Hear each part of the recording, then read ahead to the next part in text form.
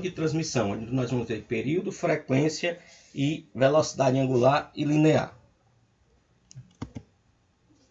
Período e frequência de um movimento circular e uniforme. Período é o intervalo de tempo que uma partícula leva para dar um giro completo numa circunferência. Isso é o período, né? E a frequência é o número de voltas que a partícula dá nessa circunferência. Então, o período é o inverso da frequência, consequentemente, a frequência é o inverso do período. Período é o tempo para dar uma volta completa na circunferência, 360 graus ou 2π, né? Percorrer 360 graus ou 2π, percorrer uma circunferência completa. E a frequência é o número de voltas que é dado numa unidade de tempo. A frequência ela pode ser em Hertz, que é rotações por segundo, ou pode ser em RPM, rotações por minuto. Se eu quero transformar de Hertz para RPM, eu multiplico por 60. Se eu quero ir de RPM para Hertz, eu divido por 60. Velocidade angular e linear. A velocidade é sempre a variação de um espaço pela variação do tempo. Então veja bem aqui, ó. Eu tenho uma circunferência. Então a velocidade linear nessa circunferência é como se eu pegasse essa circunferência e abrisse. O comprimento de uma circunferência é 2π vezes o r. Isso é o comprimento da circunferência. Então, a velocidade linear, ela seria o comprimento da circunferência, 2πr, dividido pelo tempo. No caso do movimento circular, o tempo é o período. Então, a velocidade linear seria 2πr vezes a frequência. Seria a velocidade linear. E a velocidade angular? A velocidade angular é a velocidade com que esse ângulo φ aqui, ele se movimenta, ele vai abrindo com o passar do tempo. E essa taxa de abertura desse ângulo φ é que é a velocidade angular. Então a velocidade angular é a variação do ângulo φ, é o ΔΦ, variação do ângulo φ, dividido pelo período. Mas veja bem, o percurso completo é 2π. Então a velocidade angular pode ser descrita como 2π sobre o período. Mas período é inverso da frequência. Então 2π vezes a frequência. Então velocidade angular é igual a 2π vezes a frequência. E veja como tem uma relação, ó. Velocidade linear, 2πf vezes r. E velocidade angular é 2πf. Veja que eu posso dizer que a velocidade linear é a velocidade angular vezes o raio. E aí eu tenho as relações entre essas duas velocidades. Ok? Então agora nós vamos fazer uma aplicação para a gente entender essa teoria que foi dita aí. Aplicação. Uma pedra de esmeril, o raio é 0,10, gira com frequência de 1800 RPM. E aí determine. O A, ele quer a frequência em Hertz. Ora, se está em RPM e eu quero transformar para Hertz, o que é que eu faço? Eu divido por 60. 180 dividido por 60 dá 30 Hz. Essa é a frequência em Hz. Na B, o período em segundos. B, ele quer o período em segundos. Período é 1 sobre a frequência. Logo, é 1 sobre 30 segundos. Esse é o período.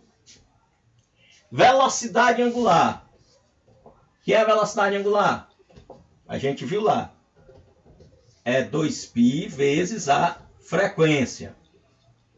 Então vai ser igual a 2π vezes 30. Então a velocidade angular é 2 vezes 30, 60 π. E a unidade é radianos por segundo. A unidade da velocidade angular é radianos por segundo. E o item D, a velocidade linear. Veja bem, ó. Velocidade linear, ela depende de quê? Do raio. Ela é diretamente proporcional ao raio, ó. Veja, velocidade linear é velocidade angular vezes o raio. Então, ela é diretamente proporcional a quê? Ao raio. Então, à medida que o raio vai aumentando, a velocidade linear também vai. E vice-versa. Então, no centro da circunferência, a velocidade linear é zero e ela vai aumentando, e aqui ela é a velocidade máxima, que é a velocidade angular vezes o raio. Então, quanto é a velocidade angular na borda externa da pedra? Velocidade angular na parte externa vai ser igual a velocidade linear na parte externa vai ser igual a velocidade angular vezes o raio. Quem é a velocidade angular? 60 π vezes o raio, que é 0,1, que vai dar 6 π metros por segundo. Isso é a velocidade angular na extremidade. E a velocidade linear na região do meio da pedra? Ora, no meio da pedra, o raio ali vai ser metade do raio total. Se o raio foi cortado pela metade, a velocidade também reduz a metade. Então será 3 π metros por segundo. Por quê? Porque a velocidade é proporcional ao raio. O que acontece com o raio acontece com a velocidade. O raio foi diminuído ao meio, a velocidade também será diminuída ao meio.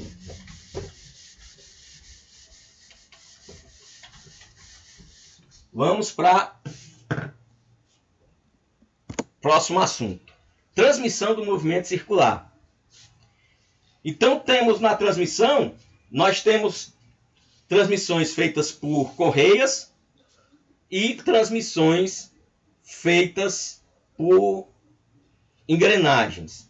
Nas transmissões feitas por correia e por engrenagem, nós podemos ter transmissões em que os elementos estão no mesmo eixo. Nas transmissões por engrenagem, nós podemos ter também transmissão por eixos, no mesmo eixo, em eixos diferentes. Então, vamos organizar aqui. Então, eu tenho dois tipos de transmissão, por correia ou por engrenagem. E esses elementos de transmissão, eles podem estar no mesmo eixo ou em eixos diferentes. Quando eles estão no mesmo eixo, né? Mesmo eixo.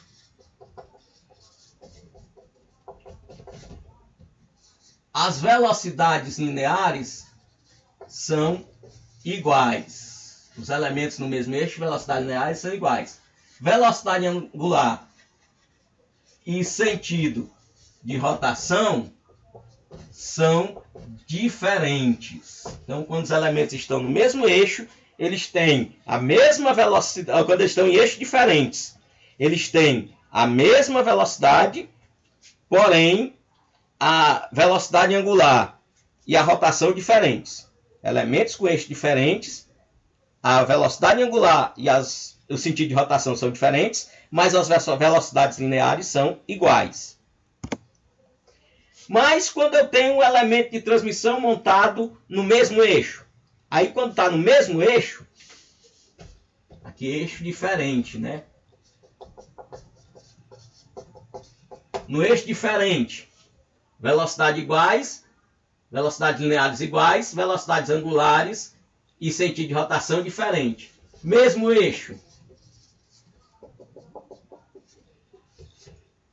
velocidades são diferentes e velocidade angular e rotação, sentido de rotação, iguais. Então, só para fixar, eixos diferentes, as velocidades lineares são as mesmas. Mesmo eixo, as velocidades lineares são diferentes. Eixos diferentes, a velocidade angular e o sentido de rotação são diferentes. Mesmo eixo, velocidade angular e sentido de rotação iguais. Então, para isso ficar bem claro na nossa mente. Com isso, vamos para as aplicações.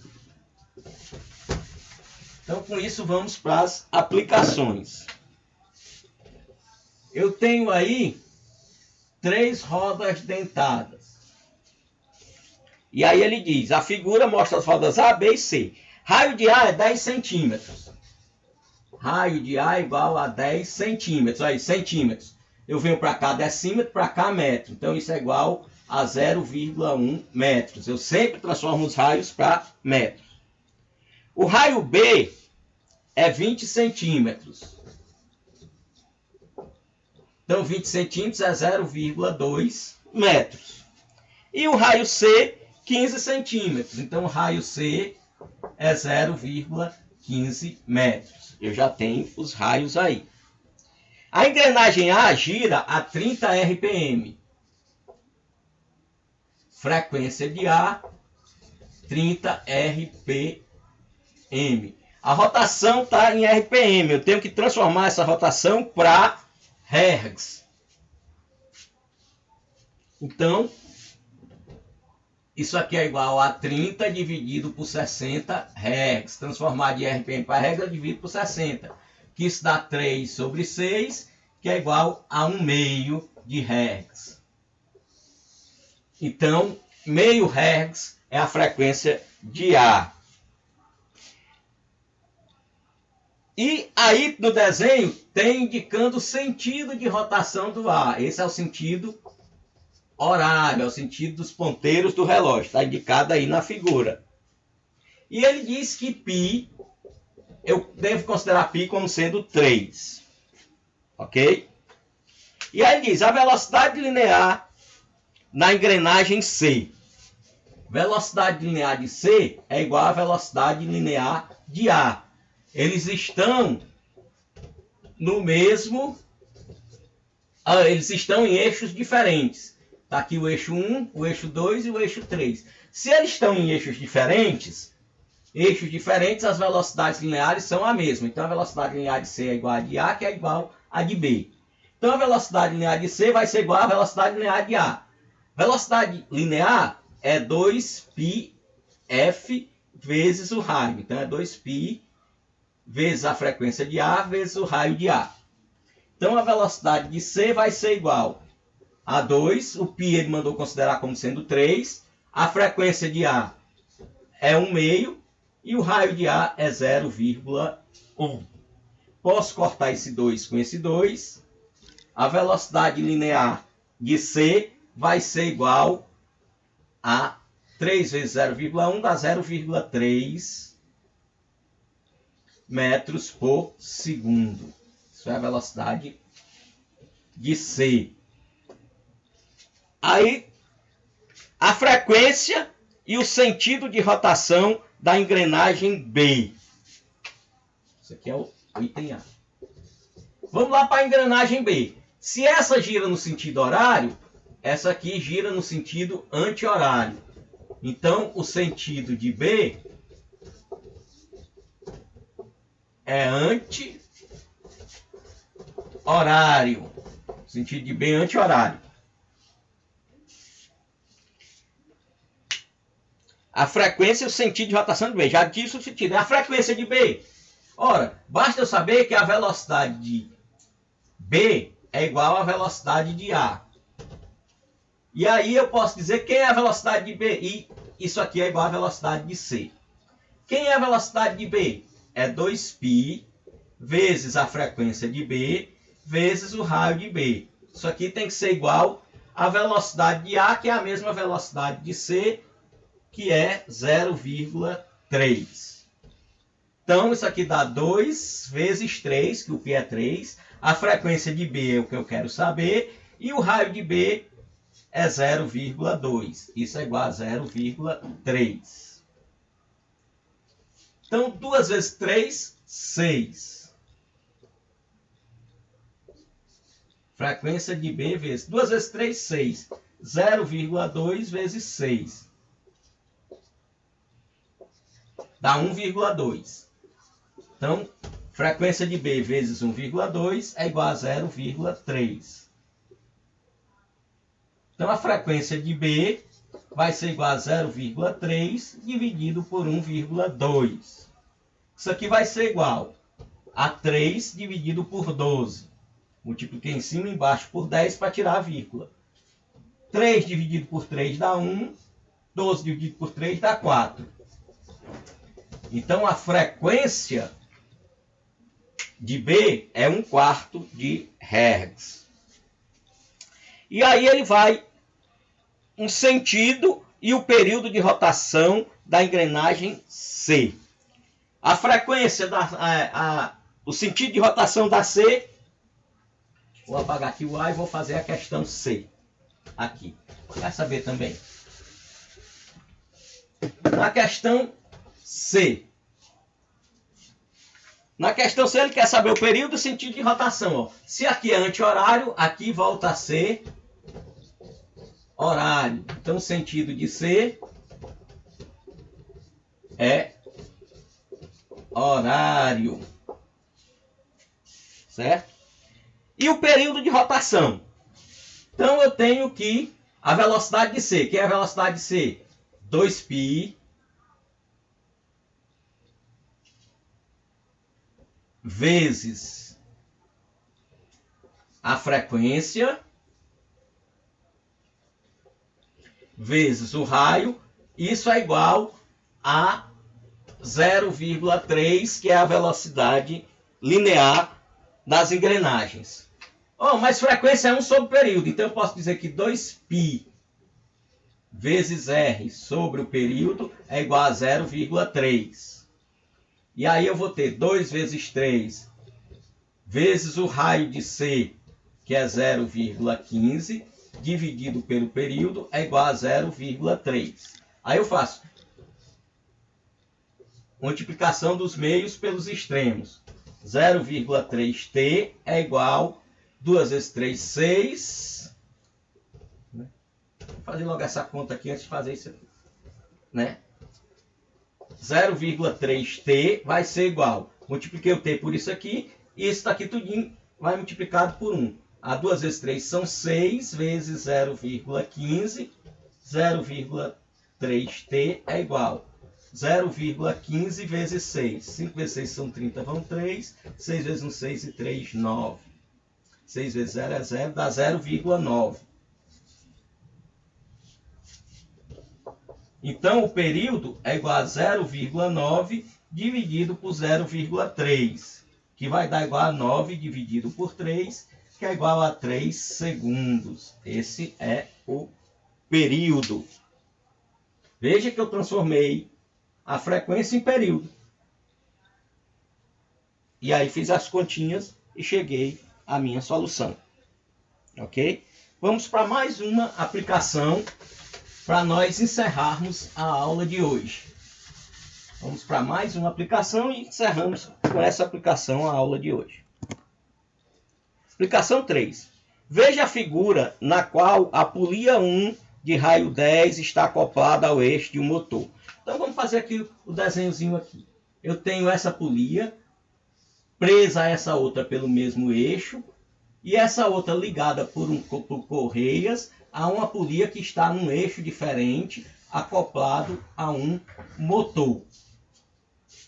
Veja que a figura, a polia 1 tem raio 10 centímetros.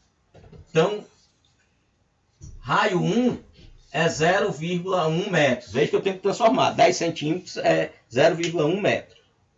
Está acoplada ao eixo de um motor que gira com frequência de 60 Hz.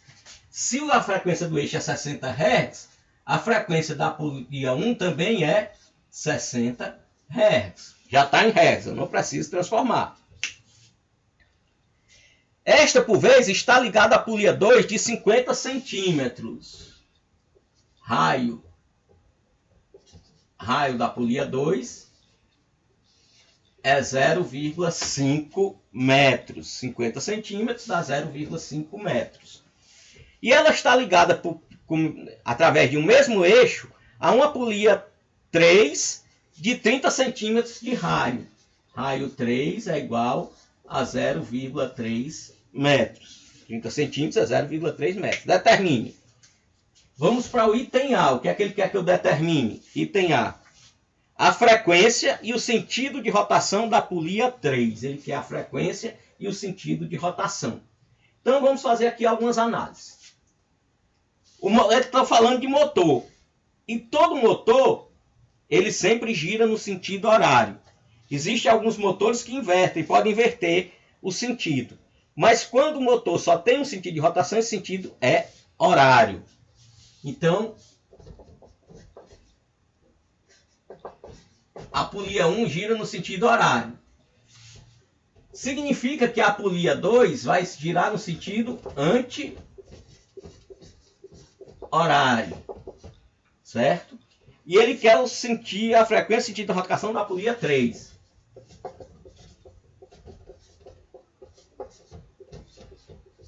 Então, se a 2 roda no sentido anti-horário e a 3 está no mesmo eixo, ela roda no mesmo sentido. Então, o sentido da polia 3 é o anti-horário, porque ela está no mesmo eixo da polia 2.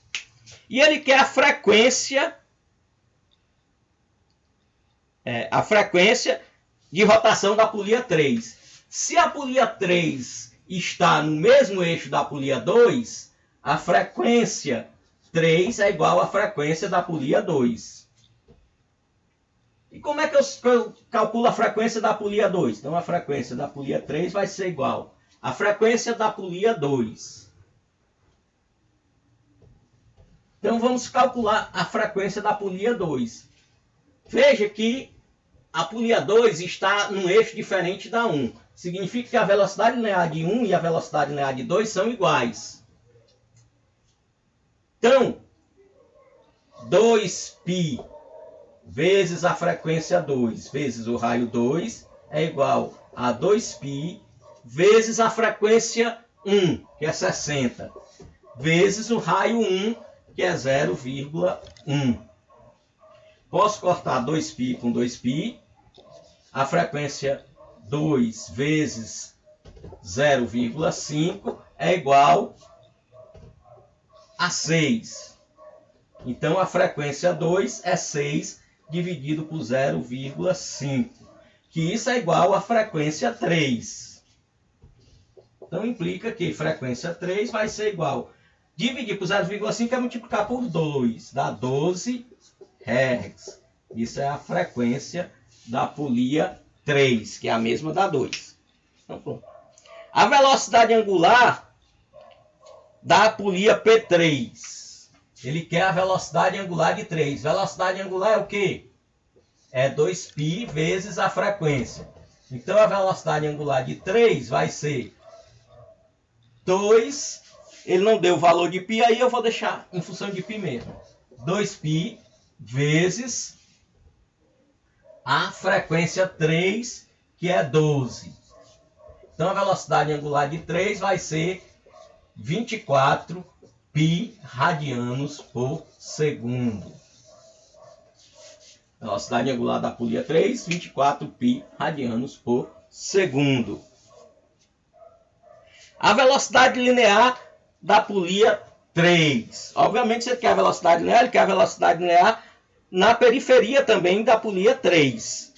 Então, a velocidade linear de 3 é a velocidade angular de 3 vezes o raio 3. Então, a velocidade angular de 3 é 24 π vezes o raio 3 é 0,3. Então, a velocidade 3 vai ser igual a 24 vezes 0,3. 3, 4 são 12, vai 1. 3 vezes 2, 6 e 1, 7. E tem uma casa decimal. Então, dá 7,2 metros, 7,2 π metros por segundo. Então, viram como é fácil? Memorizei as fórmulas. Memorizei os sentidos de rotação e as velocidades, quando é no mesmo eixo, quando é em eixos separados. Sabendo isso, é receita de bolo. Fica fácil resolver qualquer problema de relação de transmissão que envolver polias, eixos, períodos, tempos. Então espero que essa aula tenha sido proveitosa para todos vocês. Tenham um bom dia e até